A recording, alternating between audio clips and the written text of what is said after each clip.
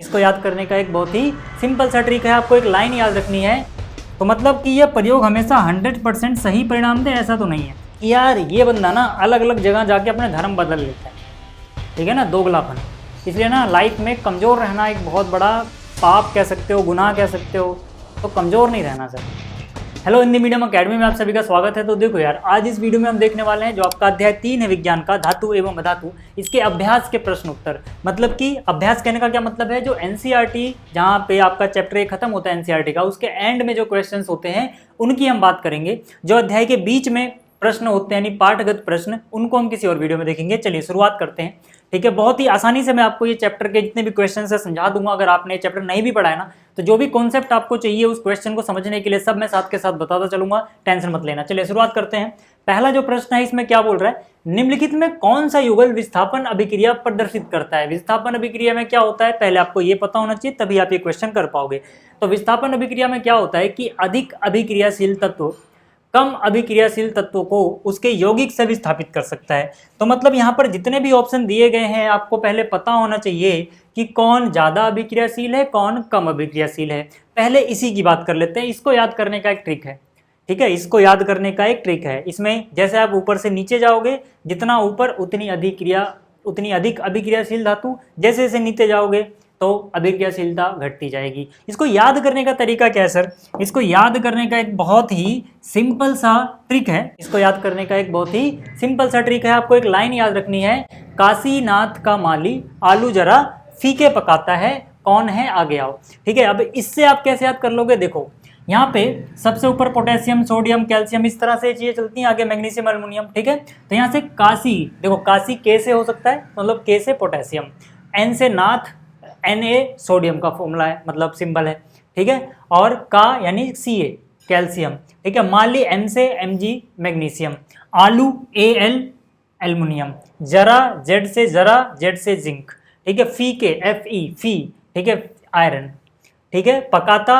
P से पकाता, ठीक है, यानी Pb से लेड होता है। ऐसी है से हाइड्रोजन H हो गया। कौन Cu से आप थोड़ा देख लीजिए, समझ लो कौन है, फिर से Hg आगे यानी कि सिल्वर, Ag आगे, ठीक है, आओ Au आओ, ठीक है, गोल्ड। तो इस तरह से आप याद रख सकते हैं, काशीनाथ का माली आलू जरा फीके पकाता है, कौन है आगे आओ, ठीक है। इस तरह से आप इन चीज़ों को याद कर सकते हैं, ठीक है। तो अब अगर आपको मान लो ये अभिक्रियाशीलता श्रेणी, ठीक है, याद हो गई, तो आप इसका आंसर आराम से दे लोगे। देखिए जैसे यहाँ पे देखो, बस आपको देखना है कि यहाँ पे कौन सा युगल विस्थापन अभिक्रिया प्रदर्शित करेगा। उसके लिए आपको देखना है यहाँ पर धातु क्या है, Na है, धातु Na है, और यहाँ पे धातु क्या है सर, कॉपर है। तो आप देखो कि अगर कॉपर को, देखो यहाँ से जिसके विलियन में से डिस्प्लेस करना है ना, किसको करना है, कॉपर को, तो देखना पड़ेगा कि कॉपर ज़्यादा अभिक्रियाशील है क्या सोडियम से। नहीं है सर, कॉपर तो देखो नीचे आ रहा है, सोडियम ऊपर आ रहा है। तो नीचे वाला बंदा ऊपर वाले को डिस्प्लेस नहीं कर सकता, क्योंकि ऊपर वाला अधिक अभिक्रियाशील होगा।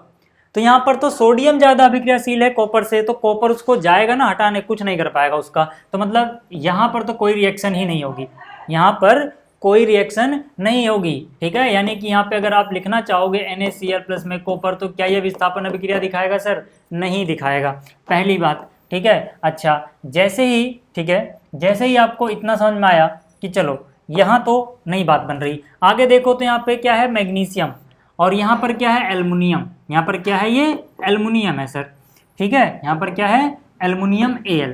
अब आप देखो कि क्या Al मैग्नीशियम से अधिक अभिक्रियाशील होता है, नहीं होता है। यहाँ पे देखो कि Al यहाँ पे आ रहा है, जबकि मैग्नीशियम उसके ऊपर आ रहा है। नीचे वाला ऊपर वाले को नहीं डिस्प्लेस कर पाएगा, विस्थापित नहीं कर पाएगा, क्योंकि यहाँ पे Mg ज़्यादा तगड़ा है उससे। तो यहाँ पर भी, ठीक है, ये अभिक्रिया नहीं होगी। यहाँ की बात करें तो यहाँ पे आयरन आ रहा है Fe, और यहाँ पे सिल्वर, सिल्वर मतलब चांदी, ठीक है। तो यहाँ पे सिल्वर यानी कि Ag आ रहा है, तो यहाँ पर भी नहीं हो पाएगा। देखो यार Ag तो बहुत कम अभिक्रियाशील होता है, एकदम नीचे की साइड आ रहा है, ठीक है ना, तो ये तो नहीं कर पाएगा सर। हाँ, ये वाला ऑप्शन अगर हम देखें, ठीक है, AgNO3 एवं कॉपर धातु, तो यहाँ पर ये अभिक्रिया हो जाएगी। कैसे पता लग रहा है, क्योंकि यहाँ पे आ रहा है Ag यानी कि चांदी, और यहाँ पे आ रहा है कॉपर यानी कि तांबा, Cu। तो देखो जो Cu है यानी कि तांबा, ठीक है, वो ऊपर है और सिल्वर नीचे है, तो ऊपर वाला नीचे वाले को डिस्प्लेस कर सकता है। अधिक अभिक्रियाशील तत्व कम को कर सकता है। तो यहाँ पर ये वाला जो है, ठीक है ना, यहाँ पर ये अभिक्रिया होगी। तो मतलब यहाँ जो क्वेश्चन था पहला, कॉन्सेप्ट समझो, सिर्फ क्वेश्चन को मत रटो। अब आप कहोगे 1 नंबर के क्वेश्चन में डायरेक्ट टिक लगाओ आगे बढ़ो, हाँ मुझे ही पता है, बट मुझे समझानी है यार आपको चीज़ें। मतलब देखो मैं बोलना क्या चाहता हूँ, एक तो आपने इस क्वेश्चन से ये सीख लिया कि भाई इसको याद कैसे करना है, क्योंकि अगर आपको ये चीज़ें याद होंगी ना तो सिर्फ यही क्वेश्चन नहीं, तमाम क्वेश्चन कक्षा 10 में आपको ऐसे मिलेंगे जहां पे आपको जरूरत पड़ जाएगी कि कौन अधिक अभिक्रियाशील है, कौन कम अभिक्रियाशील है। ऐसे ही नहीं, कई बार आपको इनमें से 3-4 चीजें दे देंगे और पूछेंगे इनको घटते या बढ़ते क्रम में लिखो अभिक्रियाशीलता के आधार पे। तो आपको पता होना चाहिए, पहली बात ये। दूसरी बात आपको पता होनी चाहिए थी कि विस्थापन अभिक्रिया कब होती है, ठीक है, क्यों होती है, उसमें कंडीशन क्या। तो उसमें कंडीशन ये है कि अधिक वाला कम को कर सकता है डिस्प्लेस, ठीक है। अच्छा, इसके अलावा अगर आप ये चैप्टर पूरा अच्छे से पढ़ना चाहते हैं तो आप आरएम बैच ज्वाइन कर सकते हैं। इसमें आपको एनसीईआरटी का हर एक चैप्टर अच्छे से एक्सप्लेन किया हुआ मिल जाएगा, पूरे 1 साल का आपको गाइडेंस दिया जाएगा। मतलब जो भी आपको डाउट है आप व्हाट्सएप पे मुझसे पूछ पाओगे। एंड पूरे साल की आपकी जो फी रहेगी, यानी पूरे कोर्स की जो फी रहेगी वो 599 रहेगी, बस इतना सा। इसके लिए आपको AK स्टडी से प्ले स्टोर ऐप डाउनलोड करना है। अगला क्वेश्चन देखो यार, अगला जो क्वेश्चन है, अगले क्वेश्चन में क्या बोला गया, लोहे के फ्राइंग पैन को जंग से बचाने के लिए, रस्टिंग से बचाने के लिए निम्नलिखित में से कौन सी विधि उपयुक्त है। अब अगर आप पहली बार इसको देख रहे हो और आप ध्यान नहीं दोगे तो लगेगा कि यार सभी के सभी सही हो सकते हैं। भाई ग्रीज लगा के भी जंग रोका जा सकता था, पेंट लगाकर भी, जिंक की परत चढ़ाकर भी। तो पहली बार जब बच्चा कर रहा होता तो गलती से वो डी मार्क कर सकता है। बट आपको ध्यान देना है सर कि यहाँ पे फ्राइंग पैन पे जंग लगने से बचाना है। अगर फ्राइंग पैन पे आप ग्रीज लगाओगे तो उसमें जो चीज़ फ्राई करोगे, जो चीज़ खाना बनाओगे, उस पर भी ग्रीज लग जाएगा, वही आप खाओगे, आपको नुकसान कर सकता है। तो मतलब ये ऑप्शन तो जंग लगाने के लिए, जंग से बचने के लिए ठीक था, लेकिन फ्राइंग पैन पे नहीं, ठीक है। पेंट का भी इस्तेमाल नहीं करोगे, जब आप खाने को पकाओगे, गर्म करोगे फ्राइंग पैन, तो पेंट पिघल सकता है और खाने में लग सकता है, जो भी आप खाना उसमें पका रहे हो, तो फिर से ये चीज़ गड़बड़ा जाएगी, ठीक है। हाँ, जिंक की परत चढ़ाओगे, ये सुरक्षित है, ये सुरक्षित है। तो मतलब यहाँ पे ऑप्शन सी रहेगा, ठीक है। अब यही चीज़, ठीक है, अगर आपको एक्सप्लेन की हुई चाहिए अच्छे से आपको एक्सप्लेन की हुई चाहिए तो सर ये लो, क्योंकि यहाँ पर मैंने जितनी चीज़ें बनाई है ना, सब बहुत ही मेहनत से सोच के बनाई है कि यार कैसे कैसे समझाऊंगा कि बच्चों को समझ में आ जाए, प्लस उनको लिखा हुआ भी अगर मिल जाए अच्छा, तो फिर वो बाद में जब इस PDF को पढ़ेंगे ना तो उनको समझ में आ जाएगा। PDF आपको मिल जाएगी टेलीग्राम पे, याद रखना। तो यार देखो फिर से सही उत्तर क्या है, सी, यानी जिंक की परत चढ़ाकर, ये सही ऑप्शन है। क्यों? क्योंकि ग्रीज लगाओगे तो भाई ग्रीज पिघल कर खाने में मिल सकता है, स्वास्थ्य के लिए हानिकारक है। पेंट लगाकर करोगे तो गर्म होने पर पेंट पिघल सकता है, क्योंकि फ्राइंग पैन पे पेंट करना था, वो खतरनाक हो सकता है, और इसीलिए ये भी ऑप्शन सही नहीं है। क्लियर हो गई बात यहाँ तक, ठीक है। प्रश्न संख्या 2 तक। प्रश्न 3 की बात कर लें। यहाँ पे कह रहा है कोई धातु ऑक्सीजन के साथ अभिक्रिया कर, कोई धातु किसके साथ, ऑक्सीजन के साथ, ठीक है ना, किसके साथ, ऑक्सीजन के साथ अभिक्रिया करती है और उच्च गलनांक वाला यौगिक निर्मित करती है।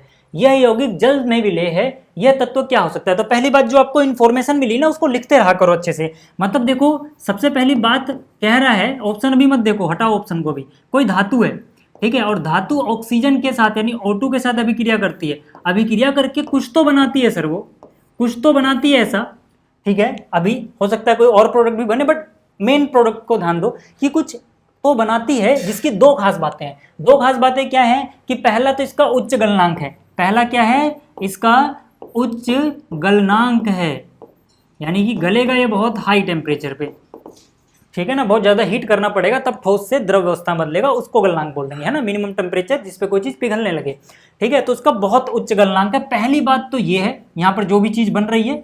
दूसरा बात ये है कि यह विलेय है। ये क्या है, विलेय है, मतलब घुल जाएगा। लेकिन किसमें घुल जाएगा सर, पानी में विलेय है, ठीक है। ये पानी में, 2 कंडीशन है इसकी।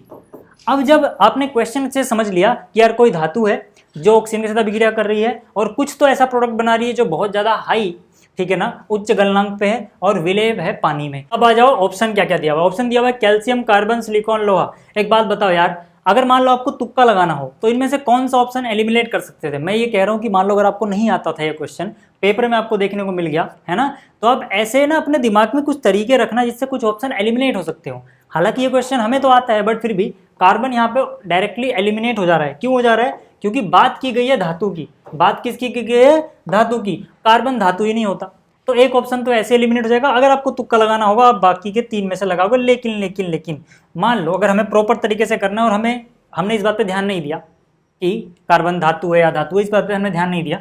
तो हम पहले ये सोचेंगे अगर ये चीज़ें ऑक्सीजन के साथ रिएक्ट करेंगी तो क्या क्या बनाएंगी, क्योंकि इनमें से ही कोई एक ऑप्शन है और वो ऑक्सीजन के साथ रिएक्ट कर रहा है। तो कैल्शियम ऑक्सीजन के साथ रिएक्ट करके मेनली क्या बनाता है, CaO, कैल्शियम ऑक्साइड।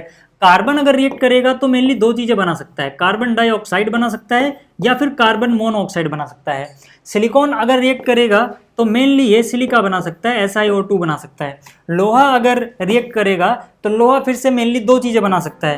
क्या क्या बना सकता है सर, ये बना सकता है Fe2O3 या फिर Fe3O4, ये दो चीज़ें बना सकता है। अब जरा ऑप्शन पे आते हैं।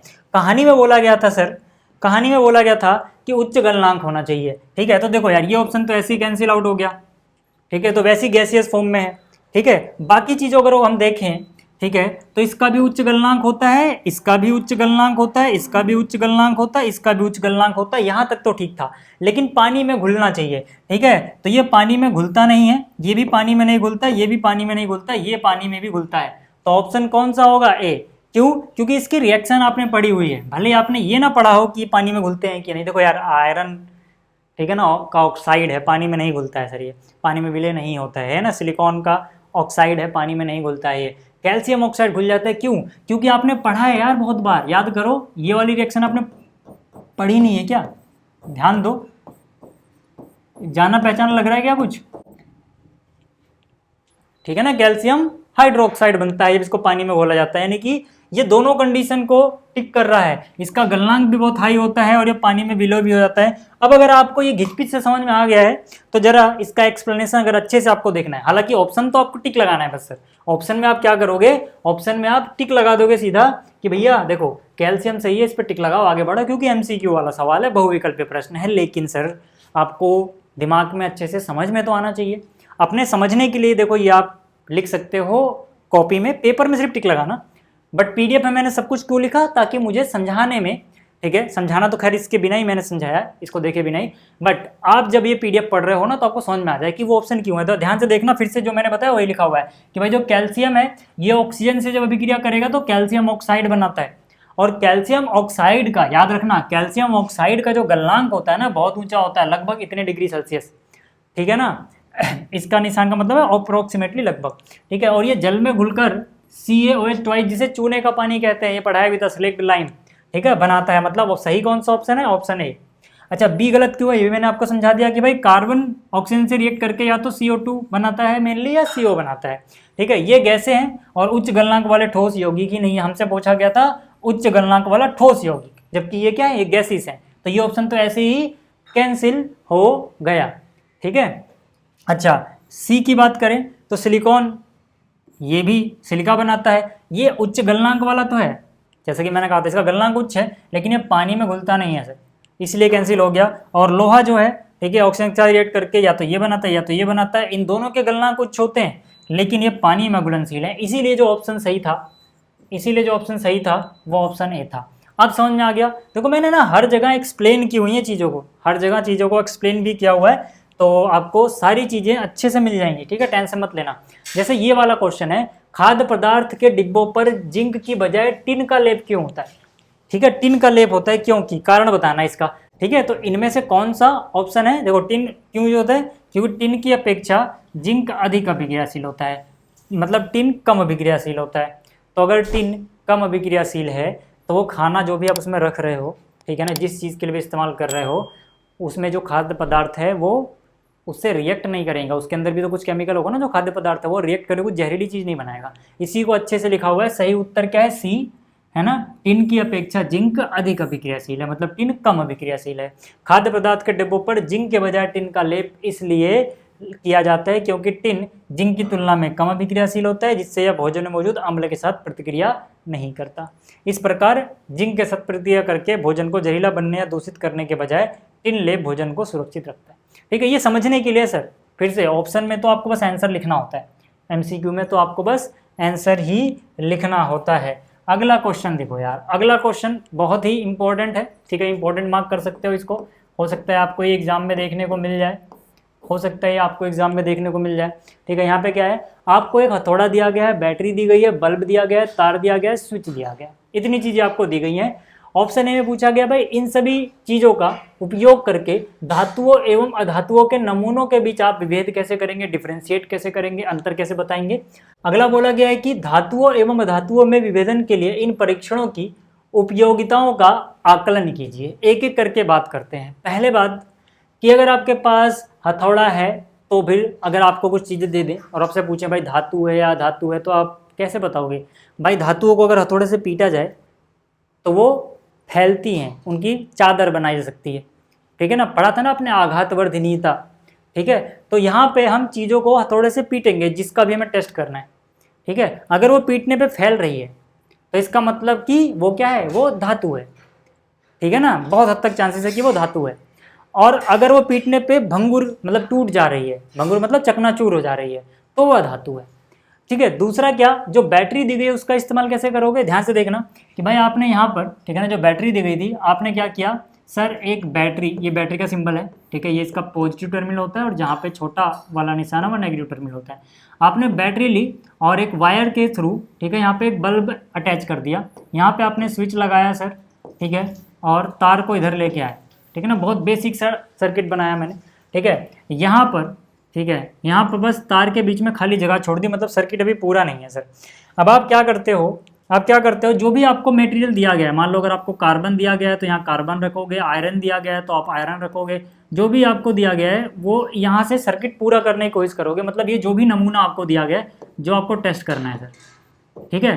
अब अगर आपने देखो, आपने कुछ ऐसी चीज़ रखी, ठीक है, जिसके रखने के बाद ये बल्ब जल गया, अगर रखने के बाद बल्ब जल गया मतलब ये धातु है, क्योंकि जो धातुएं होती हैं वो गुड कंडक्टर ऑफ इलेक्ट्रिसिटी होती हैं, सुचालक होती हैं, ठीक है। नहीं जला तो अधातु है, ठीक है। लेकिन क्या ये रिजल्ट 100% सही होंगे, यही बात पूछी गई है ऑप्शन बी में। तो ऑप्शन बी में अभी हम आ रहे हैं।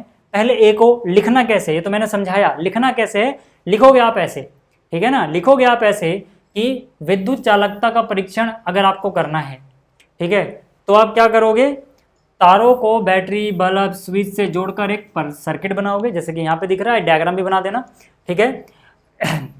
नमूने को बीच में रखोगे, नमूना मतलब जो भी चीज़ टेस्ट करनी है। यदि बल्ब जल उठता है तो मतलब नमूना विद्युत का चालक है, यानी कि वो धातु है। बहुत हद तक चांसेस हैं, ठीक है। कुछ अपवाद भी हैं, वही चीज़ बी में क्लियर होगी, जो कुछ एक्सेप्शनल केस है भी बताऊंगा, ठीक है। यदि बल्ब ना जले तो नमूना विद्युत का कुचालक है, अधातु है, ठीक है। अच्छा, ये तो हुआ जो बिजली वाला सामान दिया था। अगर हम बात करें, ठीक है, आघातवर्धनीयता के परीक्षण करने की, तो हथौड़े से नमूनों पर प्रहार करो। यदि नमूना चपटा हो जाए या टूटे बिना अपना आकार बदल ले, ठीक है, यदि नमूना चपटा हो जाए मतलब कि वो फैल रहा है, तो मतलब ये धातु है, क्योंकि धातु आघातवर्धनीय होती हैं। यदि ये टूटकर बिखर जाता है तो यह अधातु यानी भंगुर है, ठीक है। ये तो था ऑप्शन ए।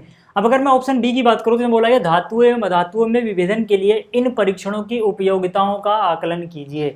तो हम ये बोलेंगे कि भाई ये जो चीज़ें हम कह रहे हैं ना ये सही है काफ़ी हद तक, लेकिन 100% हमेशा ऐसा होगा जरूर नहीं, क्योंकि कुछ एक्सेप्शनल केस होते हैं। जैसे ग्रेफाइट, जो पेंसिल की नोक जो आप लिखते हो, पेंसिल की जो नोक होती है वो ग्रेफाइट की बनी होती है, उसमें तो इलेक्ट्रिसिटी पास करोगे तो हो जाएगी, इलेक्ट्रिसिटी पास करोगे तो हो जाती है, लेकिन तब भी वो अधातु है ना कि धातु, क्योंकि वो एक्सेप्शनल केस है, ठीक है ना। तो यहाँ पे हम क्या बोलेंगे कि परीक्षणों की उपयोगिताओं का आकलन, हेडिंग ये डालोगे तो हम बोलेंगे ये परीक्षण धातुओं और अधातुओं को पहचानने के सरल और तेज तरीके हैं, ठीक है। लेकिन यहाँ पर कुछ अपवाद भी हैं, एक्सेप्शनल केसेस भी हैं। अपवाद का यहाँ मतलब क्या है, यहाँ मतलब है कि जो नॉर्मल ट्रेंड रहता है उसके अपोजिट जाके कुछ आंसर आ जाए। जैसे सभी धातुएं आघातवर्धनीय नहीं होती हैं, कुछ ऐसी हैं जो टूट भी जाती हैं। जैसे सोडियम पोटेशियम काफ़ी भंगुर होते हैं, चादरों के रूप में ये नहीं बदला जा सकता। ऐसे अगर वो मरकरी दे दे वो तो लिक्विड रहती है, जबकि धातु है, तो उसमें कैसे आघातवर्धनीयता टेस्ट कर लोगे, नहीं कर पाओगे, ठीक है। तथा कुछ अधातुएं जैसे ग्रेफाइट हो गया, कार्बन का एक अपर रूप होता है, एक टाइप होता है कार्बन का ही, ठीक है, ये विद्युत का सुचालक होता है, अधातु होते हैं भी। तो मतलब कि यह प्रयोग हमेशा 100% सही परिणाम दे ऐसा तो नहीं है, कुछ एकाधिक केसेस में, ठीक है, ये गलत रिजल्ट भी दे सकता है। अच्छा क्या रहेगा, आप दोनों को कंबाइन करो। आप ये देखो कि वो विद्युत का चालक भी हो और आघातवर्धनीय भी हो। जैसे फिर ग्रेफाइट के केस में आओगे अगर आप, तो ग्रेफाइट में से इलेक्ट्रिसिटी तो पास हो गई, लेकिन जब हमने हथौड़ा मारा तब क्या हुआ, वो भंगुर हो गया, ठीक है। तो यानी कि यहाँ पे कुछ कन्फ्यूजन है, लेकिन आप इस टेस्ट से फिर से पता नहीं लगा पाओगे, क्योंकि अगर आप टेस्ट कर रहे हो आघातवर्धनीयता का तो ग्रेफाइट टूट जा रहा है, तो यहाँ से क्या लग रहा है कि वो अधातु होना चाहिए, क्योंकि अधातु टूट जाती हैं। और अगर आप उसमें से इलेक्ट्रिसिटी पास कर रहे हो तो इलेक्ट्रिसिटी पास हो जा रही है, तो इसका मतलब क्या कि वो धातु होना चाहिए। तो यहाँ पे आप कंफ्यूज हो जाओगे, यानी कि फिर से आप किसी नतीजे पे तब भी नहीं पहुँचोगे अगर आप दोनों रिजल्ट कंबाइन करके देखते हो तब भी। तो मतलब फिर से ये प्रयोग 100% बिल्कुल सटीक आप रिजल्ट पे पहुँच जाओ, ऐसा तो नहीं हो पाएगा। ठीक है, क्लियर हो गई चीज़ें। चलिए अब बात कर लेते हैं अगले क्वेश्चन की, यानी कि जो प्रश्न संख्या, ठीक है, जो प्रश्न संख्या 6 है इसकी। ठीक है, इसमें क्या बोला गया है, उभयधर्मी ऑक्साइड क्या होते हैं, दो उभयधर्मी ऑक्साइडों का उदाहरण दो। उभयधर्मी, देखो उभय का मतलब होता है दो, उभयधर्मी आप ऐसा समझते हो दोनों धर्म। दोनों धर्म मतलब जो एसिडिक प्रॉपर्टी भी दिखाएं, यानी कि अम्लीय प्रॉपर्टी भी दिखाएं, और बेसिक यानी क्षारीय प्रॉपर्टी भी दिखाएं, उनको हम बोलते हैं उभयधर्मी। उभय मतलब दो धर्म, ठीक है, दो धर्मों को मानने वाले, यानी कि एसिडिक और बेसिक दोनों प्रॉपर्टी दिखा रहे हैं सर, अम्लीय और क्षारीय दोनों दिखा रहे हैं। ठीक है, तो नाम से ही क्लियर हो गया ना, उभय मतलब दो। ठीक है, जैसे जो द्विलिंगी होते हैं कभी कभी उनको उभयलिंगी बोल देते हैं, है ना, तो आपने वहाँ पे देखा होगा। ठीक है, जो जलचर स्थलचर होते हैं उनको हम उभयचर बोल देते हैं कई बार। उभय का मतलब क्या है, दो। ठीक है, तो यहाँ पे हम सीधा सीधा क्या बोलेंगे कि भाई उभयधर्मी ऑक्साइड ऐसे धातु ऑक्साइड होते हैं जो अम्लों और क्षारों दोनों के साथ अभिक्रिया करके लवण और जल बनाते हैं। अब यही चीज़ क्यों लिखी, लवण और जल, ठीक है, अभी मैं आपको समझा दूंगा, पहले मैं पढ़ लूँ। ठीक है, अर्थात ये अम्लीय और क्षारीय दोनों गुण प्रदर्शित करते हैं। एग्जाम्पल आप क्या लिखोगे सर, एल्युमिनियम ऑक्साइड, याद रखना बहुत ही फेमस सा एग्जाम्पल है, आपके एनसीईआरटी में भी है। एल्युमिनियम ऑक्साइड यानी कि Al2O3 और जिंक ऑक्साइड यानी कि ZnO, ये उभयधर्मी ऑक्साइड के उदाहरण है।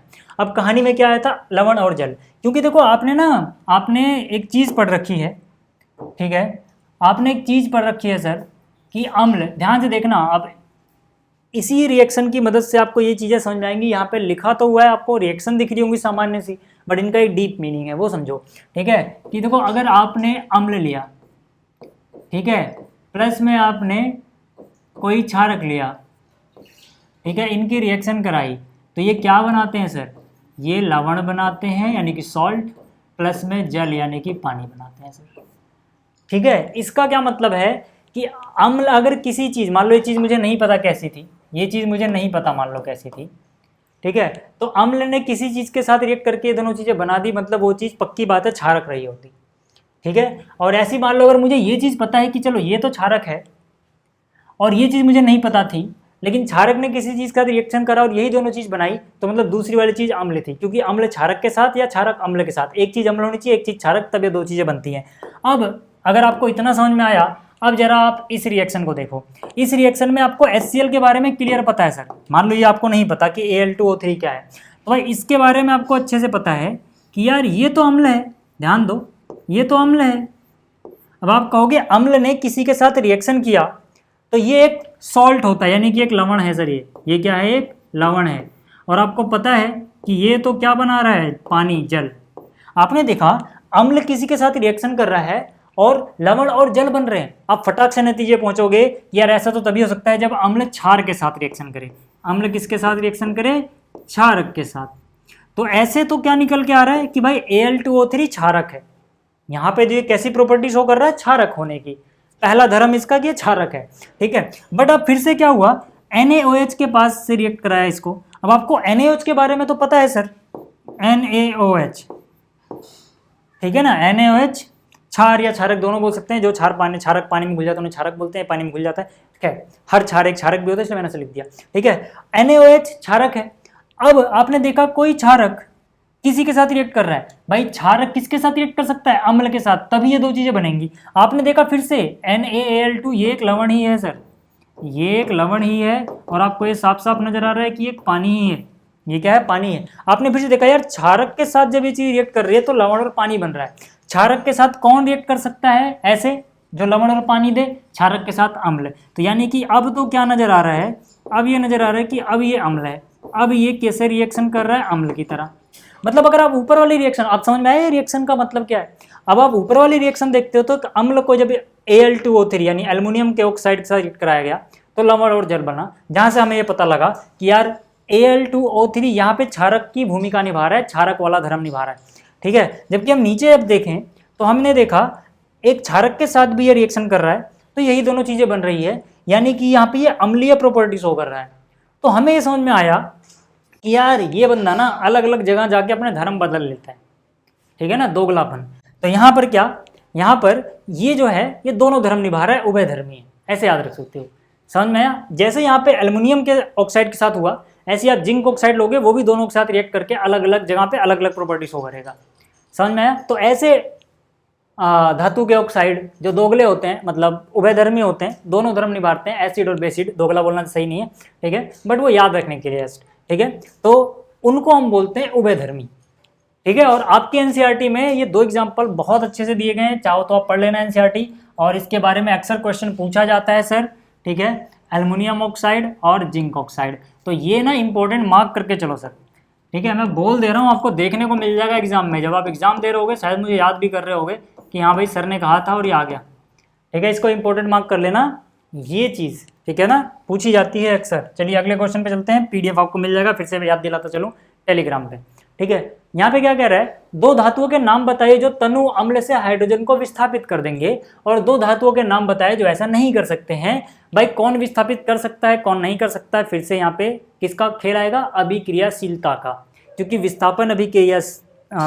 अभिक्रिया में अधिक अभिक्रियाशील तत्व कम अभिक्रियाशील तत्व को उसके यौगिक से विस्थापित करेगा।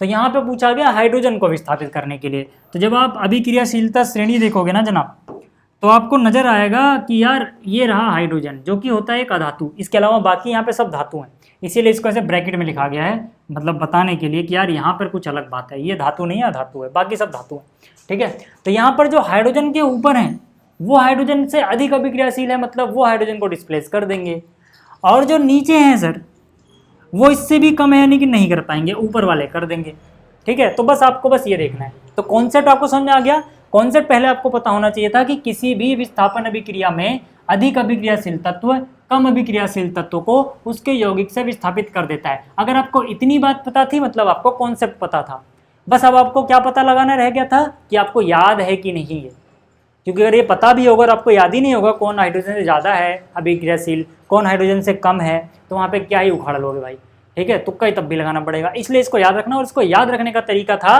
काशीनाथ का माली आलू जरा फीके पकाता है, कौन है आगे आओ, ठीक है, इस तरह से अभी मैंने आपको एक ट्रिक बताया था, ठीक है, तो वैसे याद कर लेना। तो अब मुझे क्या करना है, ठीक है, दो धातुओं के नाम बताना है जो हाइड्रोजन को उसके विलयन से डिस्प्लेस कर देंगी, तो जो इसके ऊपर धातुएं उनमें से किसी भी दो का नाम लिख दो यार, है ना। तो जैसे मैंने लिखा कि इसलिए ऐसी दो धातुएं कौन कौन सी हो जाएंगी, ठीक है, जिंक और मैग्नीशियम, जो तनु अम्ल से हाइड्रोजन को विस्थापित कर देंगे। तनु अम्ल ही क्यों लिखा जाता है, कंसंट्रेटेड क्यों नहीं लिखा जाता, ठीक है, अगर आप में से किसी भी बच्चे को पता है ये बात, उसको अच्छे से कॉन्सेप्ट क्लियर है, कमेंट में लिखना, और आपको नहीं पता है मैं आपको बताऊं, ठीक है, तो उसके लिए भी कमेंट में लिखना, मैं इस पर अलग से वीडियो बना दूंगा कि भाई यहाँ पे हम जब डाइल्यूट एसिड लेते हैं तो क्या खास बात रहती है, जब हम कंसंट्रेटेड ले लेंगे यानी एकदम गाढ़ा जिसमें पानी वगैरह ना मिला हो, ठीक है ना, तब क्या खास बात होगी, तब क्या कहानी बदल जाती है, वो मैं आपको बताऊंगा। क्योंकि आपने बहुत बार देखा होगा जहाँ भी हम रिएक्शन करा रहे हैं डाइल्यूट डाइल्यूट डाइल्यूट यही तो बोल रहे हैं, वो क्यों बोल रहे हैं, अगर आपको पता नहीं है तो कमेंट करना, मैं बता दूंगा,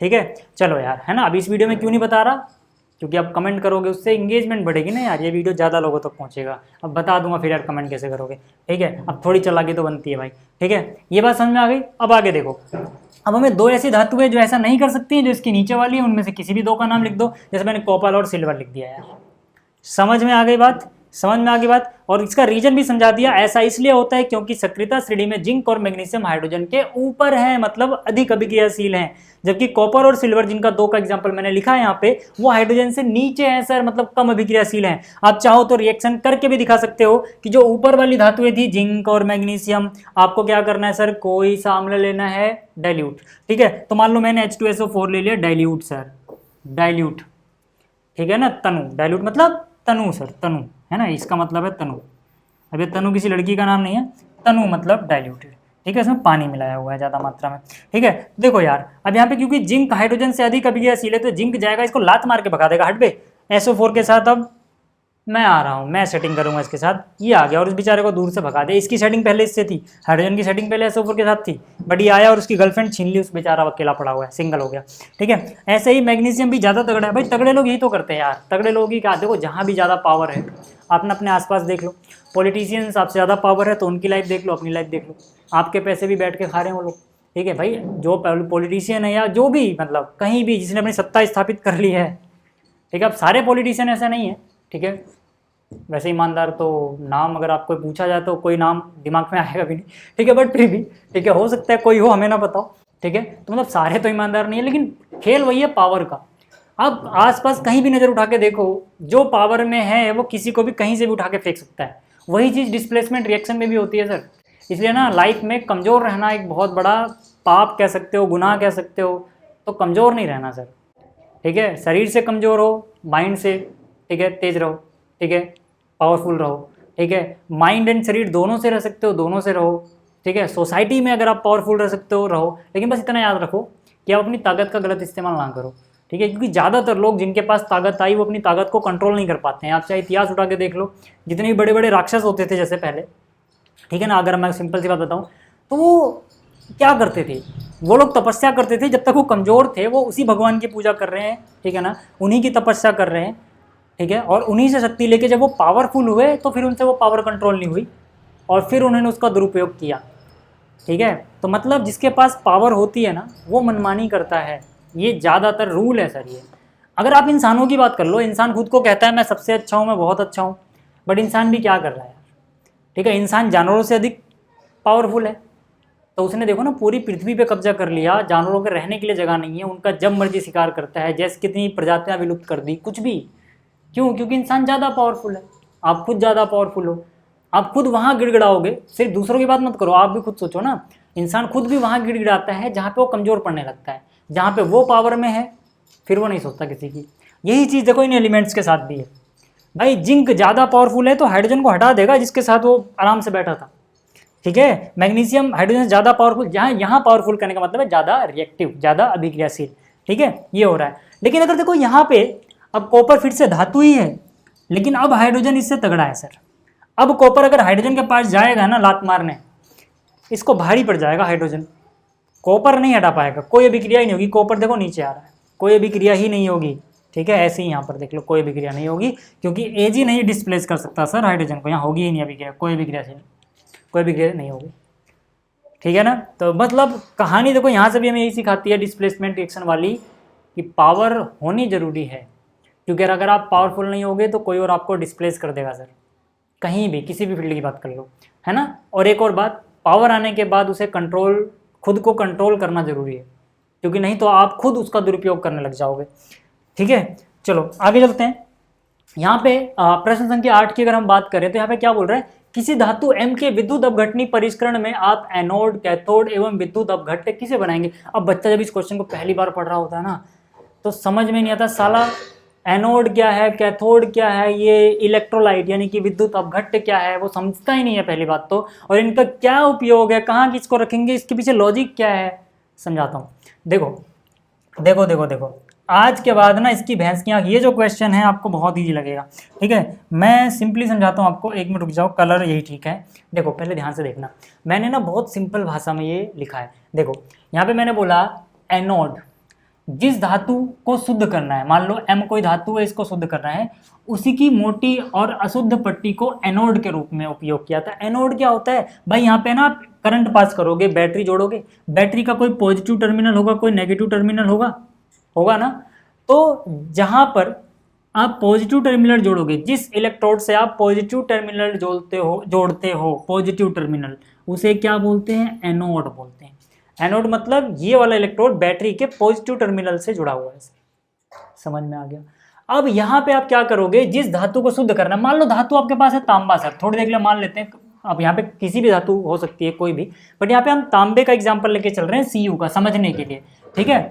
तो जिसको शुद्ध करना है, मतलब अगर हमें इसको शुद्ध करना है, मतलब अभी ये शुद्ध नहीं है, अभी यह शुद्ध है, ध्यान से देखना, आपको एकदम एक एक लाइन क्लियर होगी सर, ठीक है। मतलब यहाँ पर आप ये जो इलेक्ट्रोड बनाओगे ना सर, ये जो इलेक्ट्रोड बनाओगे यहाँ पर, ये कॉपर का ही बनाओगे, कौन से वाले का, अशुद्ध वाला, जहाँ से आपको शुद्ध करके कॉपर शुद्ध निकालना है, यानी कि अशुद्ध वाला यहाँ पे रख दोगे, यानी वो सैंपल जहाँ से शुद्ध कॉपर आपको निकालना है वो यहाँ पे, यानी ये जो इलेक्ट्रोड बना है ना, ये छड़ जैसा जो दिखाई दे रहा है, ये कॉपर प्लस में जो गंदगी उसमें मिली हुई है उसका है ना, क्योंकि इसको हमें शुद्ध करना है अभी, ठीक है। ये हमने एनोड पे बनाया, ठीक है। अब कैथोड का मतलब क्या हो गया, जो नेगेटिव टर्मिनल, बैटरी के नेगेटिव टर्मिनल से जुड़ेगा, ये इलेक्ट्रोड कैथोड कहलाता है सर, है ना, यानी इलेक्ट्रोड पॉजिटिव टर्मिनल से जुड़ता है और कैथोड नेगेटिव टर्मिनल से जुड़ता है। तो कैथोड क्या है, एनोड क्या है, ये समझ में आ गया। आगे बात करते हैं।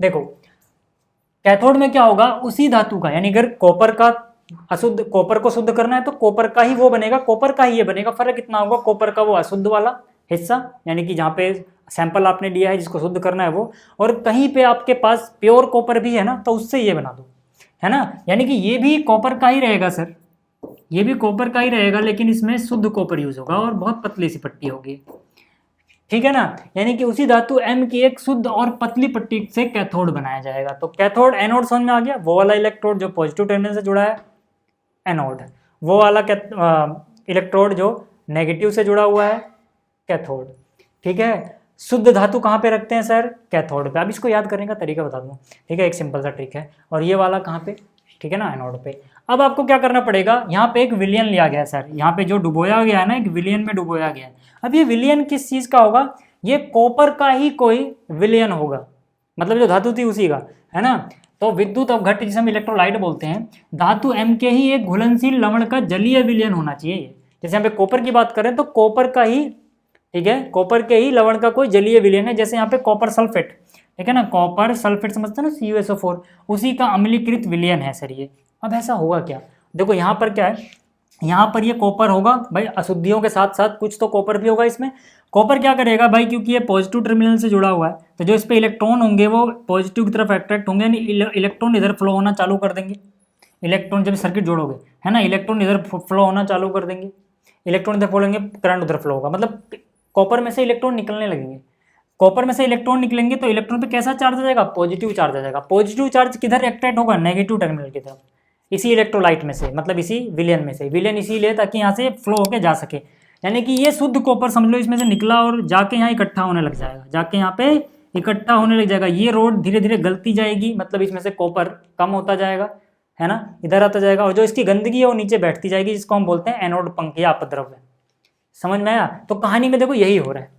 अब यही चीज मैंने यहाँ पे लिखा हुआ है कि भाई प्रक्रिया का परिणाम क्या होगा, एनोड पर, एनोड मतलब जहाँ पे अशुद्ध धातु आपने रखी है, एनोड पर धातु M का आयन बनकर घोल में चला जाता है। यहाँ पे देखो कॉपर में से इलेक्ट्रॉन निकले, आयन बन गया Cu2 पॉजिटिव, ठीक है, और ये कहाँ जाएगा, विलियन में, विलियन से कहाँ जाएगा, इसकी तरफ, ठीक है। और कैथोड पर वही आयन, है ना, यही आयन कैथोड पे जाएगा, यानी इलेक्ट्रोड पे, ठीक है, जाकर शुद्ध धातु के रूप में जमते हैं, ठीक है। और जो अविलेय अशुद्धियां हैं यहाँ पर, जो ऐसी अशुद्धि जो घुल नहीं सकती इसमें, वो नीचे जाके बैठ जाएगी, जिसे हम एनोड पंख कहते हैं। कभी कभी इससे पूछ लेते हैं एनोड पंख किसे कहते हैं। तो कहानी समझ में आई, कहानी समझ में आई, ठीक है।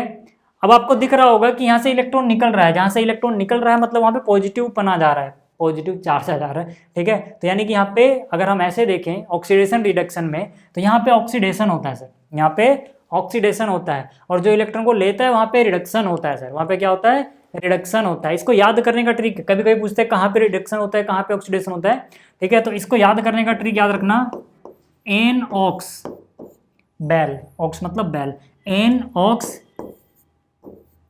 Red cat.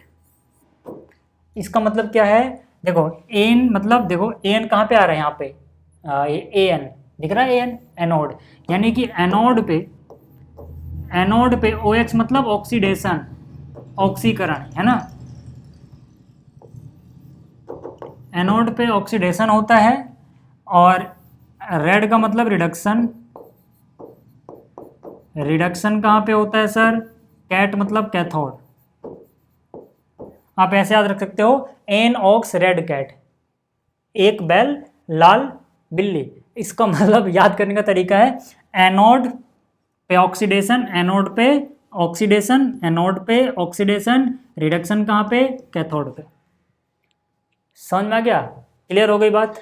जहाँ पे ऑक्सीडेशन होता है वहाँ पे हम अशुद्ध वाली चीज़ रखते हैं, जहाँ पे बिल्ली है बेचारी वहाँ जाके शुद्ध चीज़ आ रही है, यानी कैथोड पे, ठीक है। तो इस पे पूछते हैं शुद्ध धातु कहाँ पे जाके जमती है, कैथोड पे। अशुद्ध वाली कहाँ पे रखते थे हम, एनोड पे। समझ में आ गया, समझ में आ गया। चलिए, तो यार इतना ही पूछा जाता है इसमें, अगर आपको समझ में आया है भाई साहब बहुत अच्छी बात है ना। ये ट्रिक याद रखना, इसको पैक कर दूँ क्या, ये ट्रिक याद रखना, ठीक है। कौन सा क्वेश्चन था, 8वां। 9वें की बात कर लेते हैं सर, 9वां भी बहुत अच्छा सवाल है। इसमें क्या मैं कह रहा हूँ ना, आपने चैप्टर नहीं भी पढ़ा होगा ना, मैं पढ़ाते हुए आपको कॉन्सेप्ट बताता चलूँगा, आप ऐसे करके आओगे एग्जाम में क्वेश्चंस, ठीक है। अब मैं ये नहीं कह रहा मैं रटा रहा हूँ आप एक ही दिन में पढ़ के टॉपर बन जाओगे, वो सब बकवास बातें। एक ही दिन में पढ़ के कोई टॉपर ओपर नहीं बनता, ठीक है ना। वो जितने भी आप यूट्यूब वीडियो देखते हो ना, इस वीडियो को देखने के बाद आपके 100 आ जाएंगे, बकवास। मतलब वो सिर्फ व्यूज़ लेने के लिए ना आपको खींच रहे हैं और आप वहाँ जाके फंस रहे हो। बहुत सीधी सी बात है, ठीक है। क्योंकि यार एक दिन पढ़ के आप, ऐसा तो हो सकता है कि आपकी किस्मत अच्छी रही तो भाई जो आपने पढ़ा वो पेपर में आ गया, या फिर मजबूरी भी रहती है कई बार कि आपने किसी वजह से, सबके साथ होता है ऐसा, किसी वजह से आपने उतना ध्यान नहीं दिया था, भाई एग्जाम है तो आपको चाहिए होता है कुछ जल्दी से जो दिमाग में बैठ जाए, उसके लिए तो ठीक है, बट इसको आदत मत बनाओ। मतलब अगर आपने नहीं पढ़ा, देखो बहुत सारे बच्चे क्या करते हैं ना, वो उन्हें आदत बन गई है कि जब पेपर आएगा तो वन शॉट लेक्चर देखने पहुंच जाएंगे, ठीक है, एकदम से देखेंगे और पेपर में कहेंगे हाँ हम तो बहुत अच्छा करके आ गए, बट उससे कर क्या पाओगे लाइफ में। अगर आपकी आदत बनी रहेगी ना, एग्जाम में अभी जो छोटे मोटे एग्जाम है ना, CBSE UPSC या फिर जो स्कूल लेवल के एग्जाम है, इसमें तो आप कुछ कर भी ले रहे हो, कंपटीशन में तो बिल्कुल नहीं हो पाएगा, ठीक है। और अगर आपकी ये आदत बनी रहेगी, आप लाइफ में हर काम ऐसे ही करने लग जाओगे, जब एंड टाइम आएगा तब आप करने जाते हो। आप करके देख लेना, आप सोच के देखना अपने बारे में, अगर आप ऐसे बच्चे हो, आप ऐसे स्टूडेंट हो जो सिर्फ पेपर के टाइम ही पढ़ रहा है और सोच रहा है कि जल्दी जल्दी मैं तो सिलेबस कर लेता हूँ और अपने आप को महारथी समझ रहा है, तो वो लाइफ का हर काम ऐसे ही कर रहा है। आप लाइफ का हर काम बिल्कुल भागम भागी में कर रहे हो कि भाई पहले तो आपने सुस्त थे, आपने ध्यान ही नहीं दिया, जब एंड टाइम आ गया तब आप वहाँ पे भागा दौड़ी करके जल्दी से कंप्लीट कर रहे हो। ऐसे आपके लाइफ में शांति नहीं आएगी कभी। आप कर भी लोगे ना किसी चीज़ को तो सेटिस्फैक्शन नहीं मिलेगा, ठीक है ना, और ज़्यादा आगे तो नहीं जा पाओगे। इसीलिए अगर आपने पहले नहीं पढ़ा था कोई बात नहीं, आप देख लो वन शॉट, बट उसको अपनी आदत मत बनाओ कि मैं हमेशा ऐसा ही करूँगा। नहीं, आप बस ये मान के चलो कि यार मुझसे गलती हो गई थी, मैं पिछली बार नहीं पढ़ा था तो अभी तो जरूरी है, नहीं तो फेल हो सकते हो, है ना। तो मैं ऐसा कर लेता हूँ, अगली बार से मैं अच्छे से पढ़ूंगा, ये मान के चलो।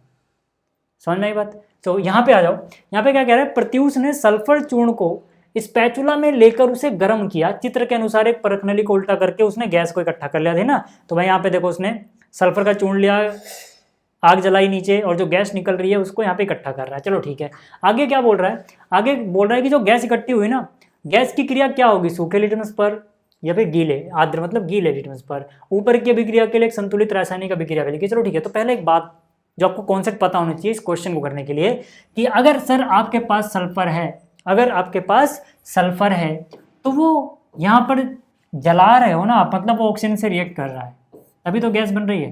तो कौन सी गैस बनेगी पहले तो आपको ये पता होना चाहिए, सल्फर डाइऑक्साइड।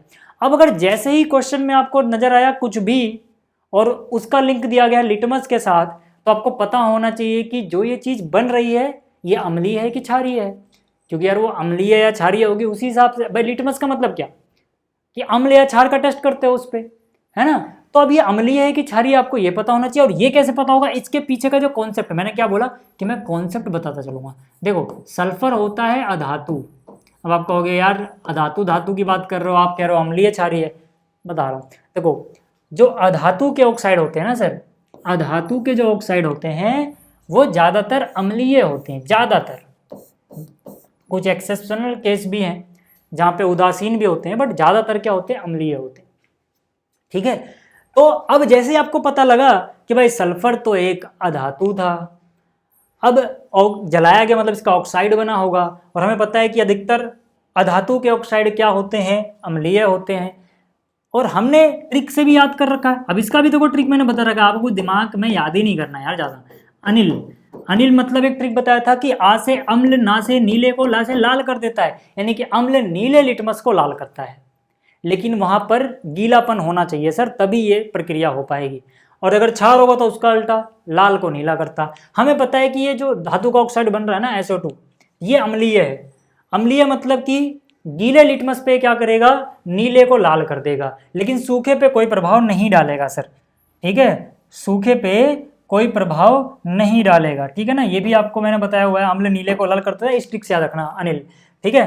तो यहाँ पे मैं क्या बोलूंगा, पहले बात करते हैं पार्ट ए पे, सूखे लिटमस पत्र पर क्या प्रभाव होगा। हम बोलेंगे SO2 गैस का कोई असर नहीं होगा सूखे लिटमस पे। इसका कारण भी कई बार पूछ लेते हैं कि सूखे लिटमस पे क्यों नहीं असर हुआ भाई, है ना, ऐसा भी क्वेश्चन पूछा सकता है, तो वो भी मैंने लिखा हुआ है, सब चीज मिल जाएगी आपको यहाँ पे। कारण क्या है सर, कारण है लिटमस का रंग बदलने के लिए आयनों का होना जरूरी है, यानी कि H+ आयन या OH- आयन, इनकी आवश्यकता होती है ना। इनकी कंसंट्रेशन किसकी ज़्यादा किसकी कम हो रही है, उसके हिसाब से लिटमस अपना ठीक है, रंग दिखाता है, ठीक है, गिरगिट की तरह रंग बदल सकता है कौन, लिटमस, ठीक है, जो केवल जल की यानी कि नमी की उपस्थिति में ही बनते हैं आयन, इसीलिए जब ये सूखा है तो भैया असर ही नहीं होगा, ठीक है। दूसरे की बात करें कि जो SO2 गैस है ये नीले लिटमस को लाल कर देती है। अभी मैंने आपको बताया अनिल वाले तरीके से कि भाई अम्ल नीले को लाल कर देते हैं। कैसे पता लगा ये अम्लीय है, क्योंकि ये अधातु का ऑक्साइड, अधातु के ऑक्साइड मेनली क्या होते हैं, अम्लीय होते हैं, है ना, क्योंकि ये अम्लीय प्रकृति की है। अच्छा, सेकंड पार्ट में क्या पूछा गया था, ऊपर की अभिक्रिया के लिए संतुलित रासायनिक अभिकरण लिखे, तो S+O2 SO2, यार ये लिखते हैं ना संतुलित, इसको हीट कर रहे हैं इसलिए यहाँ पे हीट का निशान है। जो ट्रायंगल है त्रिभुज मत समझना, ये हीट का सिंबल होता है, इसको गर्म किया जा रहा है। समझ में आ गया? अब चाहो तो यहाँ पे भी लगा लो, ज़्यादा अच्छी बात है, ठीक है, क्लियर हो गया। आप चाहो तो इनकी स्टेट भी लिख सकते हो कि भाई कौन गैसेज स्टेट में है, कौन किसी स्टेट में, वो लिख लेना यार, ठीक है। ये समझ में आया क्या? क्वेश्चन देख लो, ठीक है, कहीं भी कोई दिक्कत है क्या? बिल्कुल नहीं ना, ठीक है। 1 मिनट में चेक कर लो भैया, ऑडियो रिकॉर्ड हो रहा है ना, नहीं तो मैं तो चिल्लाता रह जाऊंगा और पता लगा फिर मेहनत खराब होती है ना, बहुत बुरा लगता है भाई, ठीक है। चलो अगला क्या है, लोहे को जंग से बचाने के लिए 2 तरीके बताओ। ये तो यार नकली सवाल है, तो मतलब आप जब पैदा हुए थे तब से आपको पता है, ठीक है ना, कि यार जब लोहे को जंग से बचाना हो तो क्या करना चाहिए। आपके घरों में पेंट वेंट होता ही रहता है, ठीक है, देखते हो। तो सीधी सी बात है, पहला क्या है, पहला तरीका है कोटिंग कर देना, है ना। लोहे की सतह पर आपने पेंट लगा दिया, ग्रीस लगा दिया, तेल लगा दिया, इनकी परत चढ़ा दी, ताकि हवा और नमी का सीधा संपर्क ना हो, क्योंकि आयरन पे जब नमी मिलेगी, हवा मिलेगी, दोनों चीज़ें उसको मिलेंगी तभी जंग लग सकता है। तो मतलब आप कुछ ऐसा कर दो जिसके उसकी सतह ढक जाए और उस पर डायरेक्ट नमी या पानी का कांटेक्ट ही ना हो पाए। तो एक तरीका तो ये है। दूसरा तरीका क्या है भाई, गैल्वेनाइजेशन करके, ठीक है, जिसे हम हिंदी में बोलते हैं यशद लेपन। मतलब क्या होता है कि लोहे की जो सतह है उस पर आपने जिंक पिघलाया और पतली सी परत चढ़ा दी, ठीक है ना। तो यानी कि यशद लेपन या गैल्वेनाइजेशन क्या होता है, गैल्वेनीकरण बोलते हैं हिंदी में, या फिर मेनली जिसको हिंदी में आपको जो वर्ड देखने को मिलेगा वो है यशद लेपन। ये लोहे पर जिंक यानी जिसे जस्ता भी बोलते हैं कि एक पतली परत चढ़ाई जाती है। यह परत, ठीक है ना, यह परत लोहे की सतह को हवा और नमी से बचाती है और इस प्रक्रिया को गैल्वेनाइजेशन या गैल्वेनीकरण या फिर यशद लेपन कहते हैं। समझ में आ गया? क्लियर हो गया ये, ठीक है। तो ये 2 तरीके थे, आप और भी बहुत सारे तरीके सोच पाओगे, ठीक है, अगर सोचोगे तो। यहाँ पर क्या है, ऑक्सीजन के साथ संयुक्त होकर अधातुएं कैसा ऑक्साइड बनाते हैं। फिर से आ गया ना अधातु, तो मैंने क्या बोला, अधातु अगर होंगे ना तो वो मेनली ज़्यादातर अम्लीय ऑक्साइड ही बनाती हैं, लेकिन कुछ अधातु ऐसी हैं जो न्यूट्रल यानी उदासीन ऑक्साइड भी बनाती हैं। जैसे धातु के केस में क्या था, धातु जो थी वो क्षारीय ऑक्साइड बना, धातु की ऑक्साइड क्षारीय होती हैं ज़्यादातर, लेकिन कुछ उभयधर्मी भी थी, जैसे हमने एल्युमिनियम और जिंक के केस में देखा था। ऐसी अधातु में क्या होता है, ये मेनली तो अम्लीय बनाती हैं, लेकिन कुछ केस में ये उदासीन बनाती है। एग्जाम्पल दे देता हूँ मैं आपको, ठीक है, एग्जाम्पल देख लो अम्लीय ऑक्साइड का। जैसे कार्बन डाइऑक्साइड है, ये अम्लीय प्रकृति का होता है, ठीक है। देखो जो कार्बन है ना सर, ये क्या है, ये एक अधातु है, ठीक है। अगर आपको नहीं पता धातु अधातु इस चैप्टर का बेसिक में फिर से बोल रहा हूँ, आरंभ बैच को ज्वाइन कर सकते हैं आप, बहुत ही कम फीस है, 599 रुपये, और पूरे साल आप मुझसे डाउट पूछ पाओगे। और साथ ही साथ हर एक चीज़ मैंने अच्छे से क्लियर की है वहाँ पे, ठीक है। आपको डाउट आएगा नहीं वैसे तो जल्दी, ठीक है। बहुत कम केसेस होंगे जहाँ पे आपको डाउट आएगा, आप मुझसे व्हाट्सएप पे पूछ पाएंगे, ठीक है। देखो कार्बन क्या है, धातु। अब कार्बन का ऑक्सीजन से कंपाउंड बन रहा है, तो मतलब ये कार्बन का ऑक्साइड हो गया, तो यानी कि अधातु का ऑक्साइड है ना। और ये कैसा होता है, ये अम्लीय होता है, ठीक है। सल्फर डाइऑक्साइड, सल्फर एक अधातु है, सल्फर भी क्या है, एक अधातु, ठीक है। और ये सल्फर का ऑक्साइड है, ये भी क्या होता है, अम्लीय होता है, ठीक है। क्लियर हो गया? अच्छा, ये चीज़ क्यों लिखी हुई है, ये मैंने बताया है कि यार जब इसको रिएक्शन कराओगे ना पानी के साथ, जल में घोलोगे तो एक अम्ल बना देता है H2CO3, इसीलिए मेनली इसका एसिडिक प्रॉपर्टी होती है। क्यों? क्योंकि सूखा सूखा तो होगा नहीं भाई, अम्लीय प्रॉपर्टी जब आएगी, जब उसमें टेस्ट कर पाओगे, जब उसमें, ठीक है, आयन बनेंगे यानी पानी मिलाओगे, ठीक है। अच्छा, उदासीन ऑक्साइड की अगर हम बात करें तो जैसे देखो H2O, यहाँ पे हाइड्रोजन भी क्या है सर, हाइड्रोजन भी एक अधातु है। अब हाइड्रोजन का ऑक्सीजन से रिएक्शन करके कंपाउंड बना, मतलब हाइड्रोजन का ऑक्साइड ही तो बना, तो मतलब ये अधातु का ऑक्साइड बना। लेकिन आप याद रखना H2O आपने पढ़ा हुआ है, शुद्ध रूप में इसका pH 7 होता है, यानी कि उदासीन है, ठीक है ना। तो ये उदासीन हो गया। ऐसी कार्बन मोनोऑक्साइड भी उदासीन होता है, नाइट्रस ऑक्साइड भी उदासीन होता है। कुछ उदासीन ऑक्साइडों के एग्जाम्पल भी दिमाग में रख लेना, काम आएंगे, याद कर लेना, ठीक है। क्लियर हो गई बात? अगला क्वेश्चन देखो, कारण बताओ, प्लेटिनम सोना चांदी का उपयोग आभूषण बनाने के लिए किया था। अरे यार इसलिए किया, देखो गहना अगर कोई किसी चीज़ से बना रहा है तो क्या चाहेगा कि भाई उसकी चमक खराब ना हो, जल्दी से वो किसी रिएक्ट ना करे, जैसा है वैसे ही पड़ा रहे, ठीक है। तो हम क्या बोलेंगे, हम बोलेंगे प्लेटिनम सोना और चांदी बहुत ही कम अभिक्रियाशील होते हैं, इन पे जंग नहीं लगता, ये चमकदार बनी रहती है, इसीलिए आभूषण बनाने में इनका उपयोग होता है। समझ में आ गया। साथ ही साथ आप ये भी लिख सकते हो कि ये आघात वर्धनीय होती हैं, तन्य भी होती हैं, ताकि इनको जिस डिजाइन में ढलना है उसमें ये बिना टूटे ढल जाए, वो भी लिख दोगे ज़्यादा अच्छा रहेगा। ठीक है। अच्छा, दूसरा क्या, दूसरा है सोडियम पोटेशियम एवं लिथियम को तेल के अंदर क्यों रखा जाता है। भाई जाहिर सी बात है यार, सोडियम पोटेशियम ये सब तो आपने पढ़ रखा है ना, ये पानी से भी बहुत जल्दी रिएक्शन करके आग पकड़ लेते हैं। ठीक है, नमी से भी रिएक्ट कर जाते हैं, इसीलिए इनको तेल में रखना पड़ता है ताकि ये नमी से संपर्क में ना आए और पानी से भी हवा से भी संपर्क में ना आए। ठीक है। सी पार्ट की अगर हम बात करते हैं, ठीक है, ए पार्ट हो गया, बी पार्ट हो गया, सी पार्ट। एल्युमिनियम अत्यंत अभिक्रियाशील धातु है, फिर भी इसका उपयोग खाना बनाने वाले जो बर्तन है, ठीक है ना, उसमें किया जाता है। ऐसा क्यों है, तो आपको याद रखना है यार, एल्युमिनियम की सतह पर एल्युमिनियम ऑक्साइड की एक परत बन जाती है। जब आप नया बर्तन लेके आओगे, चमकता रहेगा ना, कुछ दिन बाद उसकी चमक देखोगे कम हो जाएगी। क्यों, क्योंकि एल्युमिनियम की सतह पे अगर आप एल्युमिनियम का बर्तन लेके आओ, एक ऑक्सीजन के साथ रिएक्ट करके एक लेयर बन जाएगी, ठीक है ना, ऑक्साइड की एक लेयर बन जाएगी। अब जो ये लेयर है ना, इसको एक तो और ज़्यादा इसके संक्षारण से बचाएगी, अब ज़्यादा रिएक्शन नहीं करेगा, अंदर की परत सुरक्षित रहेगी। दूसरी बात, अंदर की जो परत है और जो खाना है, भोजन जो उसमें आप रखोगे, उसके बीच में जो अंदर का एल्युमिनियम है और जो खाना है जो आप उसमें रख रहे हो, उसके बीच में ये ऑक्साइड की परत आ जाएगी। ये ऑक्साइड की परत खाने के साथ रिएक्शन उतना नहीं करती है, तो इसीलिए खाना जो है सुरक्षित रहता है। क्लियर हो गया। ठीक है, एक बात ये हो गई। दूसरी बात क्या कि भाई ऊष्मा का ये अच्छा सुचालक है, हीट को जल्दी से पास नहीं देता, मतलब खाने को बनाना है तो भाई बर्तन जल्दी गर्म हो जाता है, खाने तक गर्मी पहुंच जाती है, तो ये सब चीज़ें। ठीक है। अगला क्या है, निष्कर्षण प्रक्रम में कार्बोनेट एवं सल्फाइड एस को ऑक्सीजन ऑक्साइड में परिवर्तित किया था। ये तो मैंने आपको पढ़ाते हुए बताया था, चाहे कार्बोनेट हो या सल्फाइड एस को, ठीक है, दोनों में से ही जो भी आपको धातु अगर अच्छे से निकालनी है तो उनको पहले उसके ऑक्साइड में कन्वर्ट कर लोगे ना, तो ऑक्साइड से निकालने में धातु आसानी रहती है। तो हम बोले कार्बोनेट और सल्फाइड एस को ऑक्साइड में इसलिए बदलते हैं क्योंकि ऑक्साइड से धातु निकालना आसान होता है। ठीक है, ये समझ में आ गया। प्रश्न संख्या 12। ठीक है, अगला जो क्वेश्चन है, ठीक है ना, क्वेश्चन नंबर 13, इसमें क्या बोला गया, ठीक है, इसमें कह रहा है कि आपने तांबे या, ठीक है, जो तांबे के बर्तन होते हैं, गंदे बर्तन, मलिन बर्तन, इनको नींबू या इमली के रस से साफ करते हुए देखा होगा। ये खट्टे पदार्थ बर्तन को साफ करने में क्यों प्रभावी हैं। तो देखो, इसका सिंपल सा आंसर क्या है वो समझो। ठीक है, कि चाहे हम बात कर लें नींबू की या हम बात कर लें इमली की, ठीक है, इनमें मौजूद होते हैं अम्ल। इनमें क्या मौजूद होते हैं, अम्ल मौजूद होते हैं। जो तांबे पर बनने वाली हरे रंग की जो परत है ना, जिसमें मेनली, ठीक है ना, कॉपर कार्बोनेट हो गया या कॉपर ऑक्साइड हो गया, या मेन जो बनता है ना जो हरे रंग का दिखता है, वो ये वाला कंपाउंड रहता है, COH2.CuCO3, है ना, इनका मिक्सचर। ठीक है, ये मैंने पढ़ाते हुए बताया था, ये हरे रंग का होता है।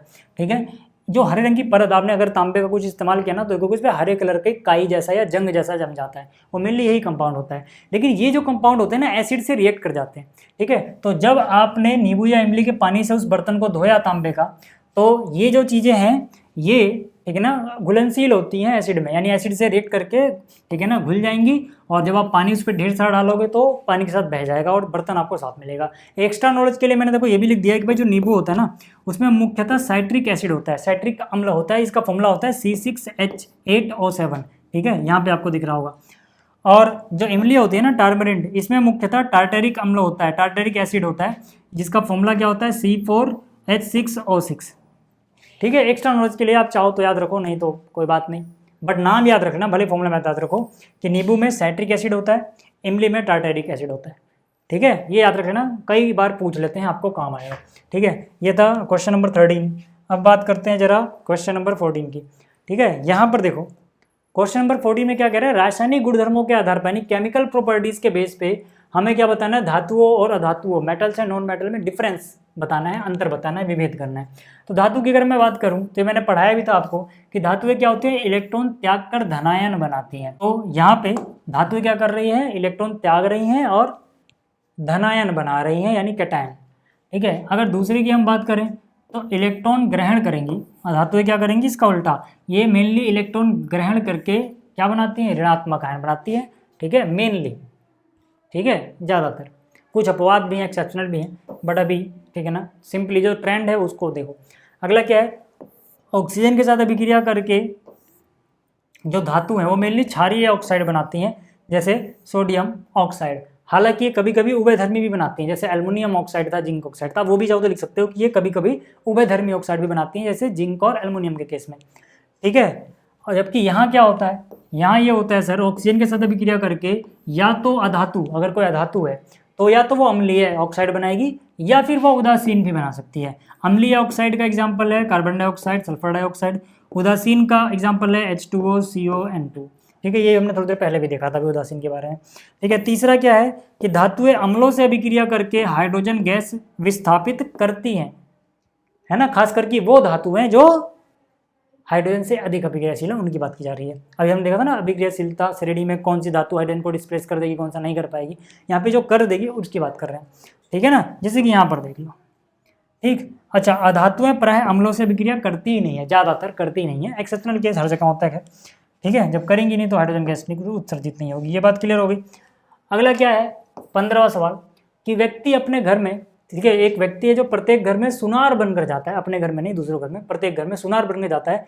उसने पुराने एवं मलिन सोने के आभूषणों से पहले जैसी चमक पैदा करने का ढोंग रचाया। कोई संदेह किए बिना ही एक महिला अपने सोने के कंगन उसे देती है, जिसे वह एक विशेष विलयन में डाल देता है। कंगन नए की तरह चमकने लगते हैं लेकिन उनका वजन कम हो जाता है। वह महिला बहुत दुखी होती है और तर्क वितर्क के पश्चात उस व्यक्ति को झुकना पड़ता है। एक जासूस की तरह क्या आप उस विलयन की प्रकृति के बारे में बता सकते हैं? तो जाहिर सी बात है यार, ये हमने वही पढ़ा था ना, रजिया गुंडों में फंस गई, एक्वा रजिया। ठीक है, जब मैंने आपको पढ़ाया था तो कुछ ऐसे पढ़ाया था ना, वो एक गाना है ना, रजिया गुंडों में फंस गई, तो वैसे ही एक्वा रजिया ये घोल है।